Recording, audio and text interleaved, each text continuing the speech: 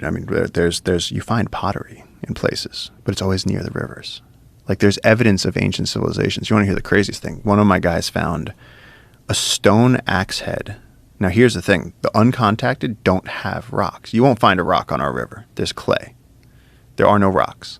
They found a stone axe head in the jungle at a site from the uncontacted. But what that means is that the uncontacted tribe had a stone axe head that they've been holding on to since like Inca times. Wow. And someone forgot it at the camp. And so you're talking about civilization carrying around something from a previous civilization that they don't know where they got it from. It's like incredible. Wow. Because you cannot find there are no rocks like that on our river. It was like a smooth gray stone shaped into like a blunt axe head with, made, so you could attach it to a stick. And they found this on the beach and they'd been using it to like clean turtles. But we don't have those rocks. That's more like an Inca type of thing. So this has been floating around through various people's hands in the jungle for decades, centuries, who knows? And what do they think about where that came from? It's lost technology that they don't understand anymore. So the thing about the Lost City of Z was that there was a previous expedition that had encountered these cities and these incredible, beautiful, complex cities. And they described how elaborate their clothing was and their culture, their agriculture.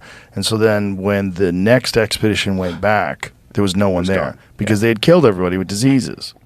This is the the theory, right? Yeah, and I mean, Oriana was the first person to like go descend the Amazon, which the thing that always drove me crazy about that was that they came down the Andes, made their way down the entire Amazon, and then like looked at the stars, figured out where Spain was, built a whole other ship, and sailed home. Like, think about that for a second. They built a whole other ship. You built a whole pirate ship and sailed to Spain based off the stars. Wow. And like now, like you look at us now and it's like, are we smarter than that now? Like how many people can find your way anywhere without like what is your smart, phone? Really? What smart is your ability to use information correctly. Now, what information do you have? Like they had information that we don't have because they needed to be able to navigate using the stars. And they didn't have to deal with the kind of night pollution that we have. The light pollution that we have at night it's one of the greatest tragedies about modern civilization is that we've blacked out one of the most spectacular things that you could ever see. The thing that really centers us and humbles us, which is the view of the stars. Yeah. I went to the Keck Observatory a few years back. I went last year, but it was really good last year, but not this one time. The Keck Observatory is in Hawaii on the Big Island, and you go way, way, way up through the clouds. And the view of the cosmos is like you are in a spaceship with a clear glass windshield, and you see everything. There's no light pollution on the island because they have diffused lighting for all their street lights, specifically designed so that it doesn't fuck with the telescopes. Wow. And so when you're up there, I'll never forget it. The one time that I went, which was at least 15 years ago, maybe 16 years ago, that one time was so spectacular that it changed my view of like Earth in the relationship to the cosmos just by seeing it. Because you see the Milky Way, you see everything, you see all the stars. It just took my breath away. I couldn't stop staring at it. I was like, this is insane. And then I was thinking, God, this is everywhere. This is what the ancients used to see before we figured out electricity and blunted it all. Yeah, and ruined our relationship with the cosmos visually, because that's what every city does. When you look up at the night sky, you don't see jack shit in New York City. You see a star. Oh, there's the moon. That's it. What is up there is literally the most spectacular thing that humans could ever witness, and it's there every night if you don't have light pollution and cloud cover. So, like, you're saying, like, it would be, like, almost like more stars than black. You see like everything, man. You see it's incredible. So they're very careful at the observatory. There's no lights that get in the way of anything. So when you get outside of the building and there's just people lined up on the roads and on the hills that are just staring up at the sky. Because it's perfect. It's insane. It's insane. It's so many stars. It's everything. That's what it looks like. That's literally exactly what it looks like. That is with the your Kent naked eye. Observatory. With your naked eye, man. Jeez. It's amazing. But it's this understanding that that's up there all the time, and you can't see it because of light pollution.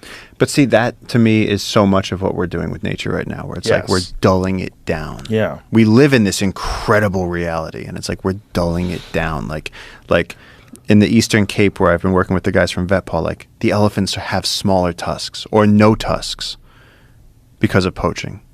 And it's like, you're taking this incredible, monstrous, giant Is land that a animal. natural selection thing? Like the ones that have smaller tusks are allowed to survive? It's because they're targeted. Yeah, they're targeted for the big tusks. So the big tusk ones are getting killed, Yeah. and so somehow in response to that, they're developing smaller tusks so that they're less attractive? To the point that they're even having no tusks. It's like it genetically bottlenecked them so quickly because over the last 100 years, the humans were all going for the big tuskers, and now these monster tuskers, like the really big ones where they touch the ground, there's only a few of them left. That is so wild. And so and then moose, like in Maine, they have smaller antlers, and like we're actually like we're dulling down the magnificence of the universe. Like when you look at those pictures, you're like, why don't I see that? Picture if we saw that every night. Right. How different we'd be. How much more connected we'd be. Oh yeah, it's so humbling. I feel like there's a thing about mountain communities, ocean communities, where you're confronted with nature that's on such a scale of beauty and magnificence that you're overwhelmed by it, and you're automatically humbled just by your environment and your surroundings. There's the same thing about oceans. Like you look out into it's so humbling because it's so immense and there's so much power and energy and life. It's just like, wow, it just puts you in your place. And the sky is supposed to do that too. Yeah. There's a relationship that we have to the cosmos when you look up that is like, okay, yeah, this is the real mystery of life and of existence, that we fly through infinity on an organic spaceship every day. And that's what's really going on. It's not stationary. It's literally spiraling through the universe. And that exact sort of wonder is what I feel when I wake up in the jungle and you dip your hands in and you drink the river. And then in the afternoon, you literally watch your sweat come off your forehead. You hold your hand in the sunlight and watch it go into the air and join the mist from the jungle. Wow. And then at 4 p.m., you get that thunderstorm and it comes back. And that cycle is moving through you. Wow.